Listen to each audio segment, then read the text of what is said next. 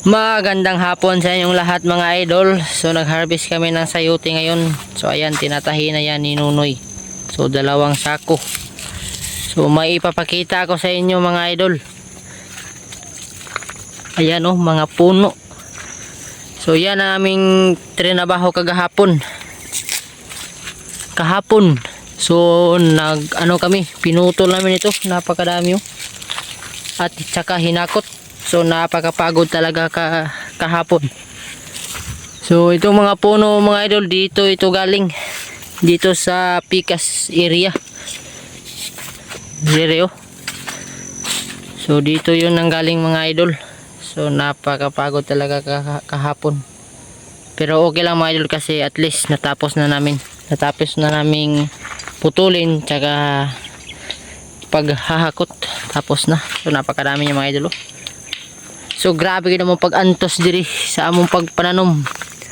Sa paghinlo diri. Grabe gid mo pag-antos sa paghinlo. Para lang among matamnan. So dili ni ingon nga limpyo gid sa una sa pagtanom naman diri. Grabe gini kalibon. Puro na saging, kahoy diri ang nanubo. So di gid lalim. Kaysa una man gud sa katong nag-abang diri. Pag human sayang kontrata sayang abang iya na dayong gibiyaan. So luoy kayo ang mga tag-iya sa yuta kay perting sagbuta na.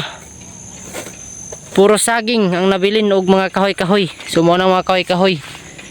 So yan lahat ang aming nakuha diyan sa area na yan. So hindi talaga madali. So makikita nyo rito napakalinis na. Ready ng tamnan. Pero sa una dili ningon ani. Pertining sagbutana. Puro kahoy. So makikita nyo doon mga idol oh. Yan yung mga saging. Ganyan ang itsura dito mga idol. Hindi pa namin na linisan. Hindi pa namin na puputol ang mga kahoy. So ingon ana ang itsura sa una diri kaning nahawan kini among sayutihan. Ingon ana ang itsura sa una sa wala pa mi nananom. Grabe ka sagbuton. So wagi nangurso nga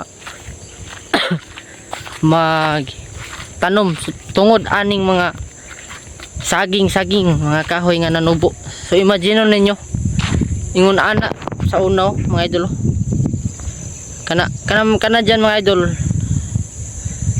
kuana na nga area kanang sakop gyud na diri sa mua sa Borinaga family. So kana dia apil pa na dia tama na tong kahoy nga kanang namulak kana dyan kutob diha ang yuta. So 2 hectares man kuno ni kapin diri mga idol. So ang aton dito sa ato may doon yung may mga yung may mga tinatayo na dyan na bahay ng bulaklak. So dyan so may dyan nagrenta para tamnan daw ng bulaklak. So hindi talaga madali mga idol. So akala lang iba ay napaka easy lang ang pagpa-farming. So malaking pagkakamali yan kasi hindi madali ang pagpa-farming.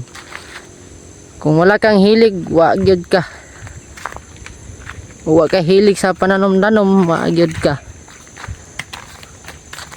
So nagtuo siguro ang uban nga ayahay kayo ang pagpananom. So dili ra ba sama sa pagtanom nimo nga moigo ka sa bagsak agay hugmo gani imong kaugmaon. So ingon ani ni pagpananom mga idol mga kauma. So hindi madali. So parehan niyo sayote pero ang sayote karon ay bumaba yung presyo. Napakabarato, bumaba ang presyo pero ngano kaha bakit? Pero sige lang at least meron. So ayan tapos ang tahiin na yan ni Nunoy. So doon yung ipinakita ko na area doon, yung mga pinagputulan namin ng kahoy ay hindi pa yan matatamnan kasi Marami pang ano, damo. So susunod, diyan naman kami magpupokus. Diyan naman ang aming punteriya na tatamnan. So katulad ngayon na walang ulan, so tiis-tiis lang muna. So tignan, makikita nyo na ang aming sayote ay hindi na masyadong marami ang bunga kasi walang ulan. So tiis-tiis lang, tiis-tiis.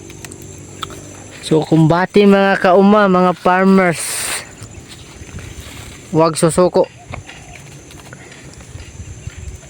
So ito mga idol, ready na itong tamnan, kaso lang ay wala pang ulan, kaya antay-antay muna tayo sa ulan. Ulan mga idol. So katapos niyan ay pupunta na kami doon sa karsada para ihatid ang aming produkto, sayote. So 2 sako lang ito, pero sus, sira siguro ang timbangan ni Tagold nito kasi tignan nyo ang lalaki ng sayote, ang bigat nito mga idol. Bugat kinis tanan, no? Green kaya mo sayote mga idol, oh. Green na green.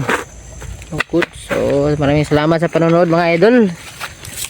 So pag nakita nyo aking mga video, paki-like, share naman dyan, paki-support naman ng aking page, Nono Spring Valley TV.